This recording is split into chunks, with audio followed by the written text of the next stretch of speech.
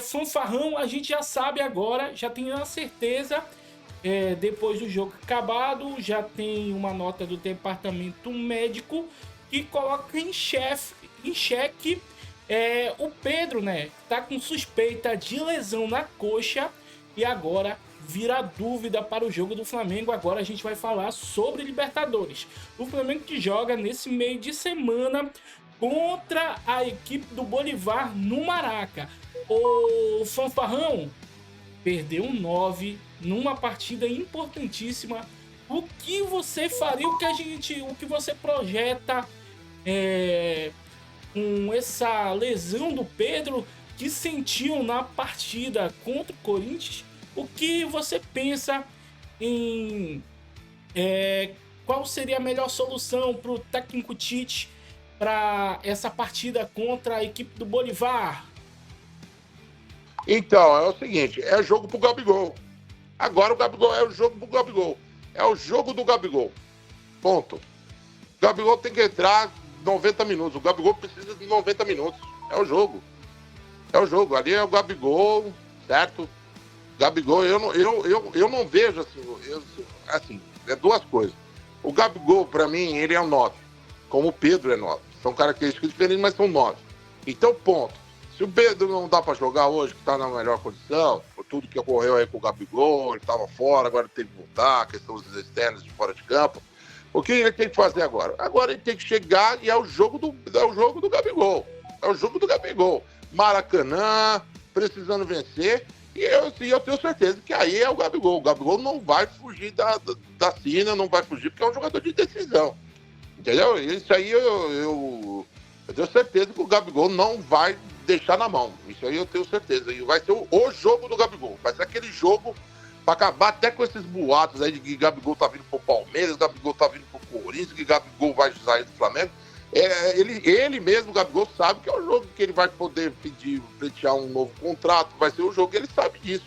Então ele vai ter 90 minutos. Entendeu? Ele vai ter 90 minutos. 90 minutos. Então o Tite vai pôr ele 90 minutos e acabou. E aí é o jogo que ele vai fazer a diferença e é o jogo que ele vai mostrar para que no maior ídolo do Flamengo aí, pós-Zico, aí não tenha dúvida. E vai fazer a diferença. É o jogo do Gabigol, não tem conversa. O jogo, é aquilo.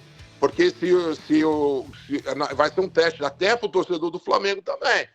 Se o Gabigol não jogar bem contra o Bolívia, que é considerado um time fraco fora da altitude, certo? Não é um time bobo, mas é um time que perde muito rendimento fora da altitude, certo? Porque não é bobo e é um time que patrocina, que tem o suporte do Manchester City. Então, quer dizer, não é um time bobo. O Bolívia não é bobo, é o maior time da Bolívia, é o Flamengo da Bolívia. Então, vamos supor, você pega lá, os caras, e é o time que você vê que mais disputou Libertadores. Todos os anos eles estão em Libertadores.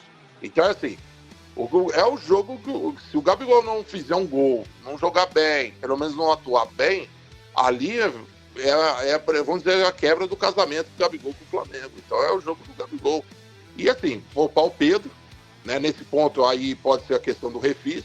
Hoje deve ter jogado no limite, né, que eu garanto para vocês, se não fosse essas turbulências que estavam acontecendo no Flamengo, eu acho que o Pedro nem jogaria hoje, mas jogou no limite e aí se contundiu nesse sentido, né? Mas não tem essa. O Flamengo tem reposição e tem que jogar. Tem jogadores que podem fazer a diferença nesse sentido. Você ouviu aí o comentário do MC Fanfarrão, que tá participando do nosso pós-jogo. E detalhe, Fanfarrão, vou ler aqui a nota que saiu no Twitter oficial do Flamengo. Saiu assim, ó. O atleta Pedro sentiu um incômodo no adutor direito e foi substituído por Gabigol. Será reavaliado no CT. Essa foi a nota da equipe do Flamengo através das suas mídias sociais. Detalhe, o Flamengo venceu hoje, mas o Tite teve de tirar o Pedro o segundo tempo inteiro. Quem entrou foi o Gabigol. Aí eu te pergunto, meu amigo, meu parceirão MC Fanfarrão, a atuação desse segundo tempo do Gabigol ficou na média que você esperava? Você esperava mais do jogador? Qual a sua impressão sobre a atuação do Gabigol na partida de hoje? Então, o Gabigol, eu percebo que ele ainda tá. É assim, ó. Ele assim, de 0 a 10, eu daria hoje 7 pro Gabigol. Eu achei que ele, pelo menos, ele participou. Porque o Gabigol, ele participa muito naquela questão de impedir. Ele é muito bom também de impedir o crescimento da primeira bola, né? Que fala do time adversário. O que é a primeira bola? Quando o zagueiro sai jogando, então ali o Gabigol ele é muito bom na atuação. Então ele consegue marcação total, né? O Gabigol, pouca gente sabe, mas depois que ele vestiu a camisa 10 do Flamengo, ele mudou muito a sua forma de jogar daquele Gabigol que era do 9, né? Do Jorge Jesus. Hoje é um Gabigol mais participativo dentro do grupo, de equipe, né? Ele, por exemplo, ele cria os flancos, né? O que é os flancos futebolísticos? Ele cria os buracos para os outros jogadores. Por exemplo, o clássico foi no gol do Lohan. No gol do Lohan ali teve uma participação do Gabigol. Também que o Gerson tal fez a jogada, mas ali pro Gerson fazer aquela jogada, ter aquele buraco, aquela lance pro Lohan chegar cara a cara e fazer o gol, ali foi quem começou a armar tudo é o Gabigol, porque o que acontece? Quando você tá no ataque ali, o Gabigol tá no ataque, aí os zagueiros ele fala, pô, os caras vão jogar a bola pro Gabigol, então eu tenho que marcar o Gabigol. É nisso que é a sabiência do Gabigol. O Gabigol ele consegue jogar muito bem sem a bola, entendeu? E ele é aquele um centroavante moderno. Ele é aquele como, sabe, é o cara que consegue muito fazer. Porque a gente acha que o centroavante é só o cara que vai lá e põe a bola pro gol. Não, não é muito assim. E muitas vezes o Gabigol ele tomou uma postura muito mais participativa. Só que todo torcedor do Brasil, do Flamengo principalmente, está acostumado a ver gol do Gabigol. E o Gabigol, depois que ele vestiu a 10 do Flamengo, ele mudou essa postura. Depois que o Pedro chegou no Flamengo e atingiu a titularidade, o Gabigol ele teve que mudar essa postura até para jogar com o Pedro. Essa é a realidade. Então, o que acontece? Eu, não fosse o Tite, assim, tudo bem com toda questão que ele tem, mas ele tem que voltar a ser o Gabigol de 2019 em termos de posicionamento tático.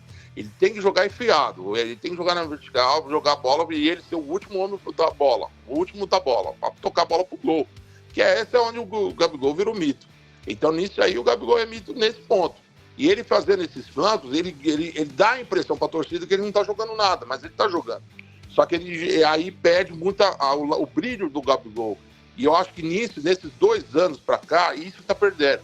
E agora, o Tite tem obrigação de fazer isso com ele, porque o Tite simplesmente não chamou ele para a Copa do Mundo em 2022, e ele fez falta, principalmente na batida de pênalti contra a Croácia, que ali era o pênalti, tinha que ser o Gabigol tivesse batido, com certeza ele tinha feito o gol, faltou batedores, né? E o Gabigol é perito em bate de pênalti, né? Ele teria que estar ali, no grupo, pelo menos, né? E aí o que acontece?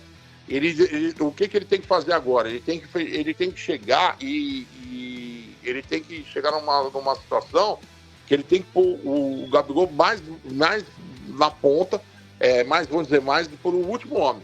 Se ele fizer isso, e o Tite tem que criar essa ideia, porque agora ele vai ter que voltar a ser o 9 com a ausência do Pedro. Então eu acredito que ele ainda tem muito para produzir para o Flamengo. E fora ainda o carisma, né? O cara é o líder. Então é assim, quando o Gabigol entra em campo, é uma preocupação a mais para o time adversário. Essa é a ideia, né? Porque por tudo que ele pode render em campo.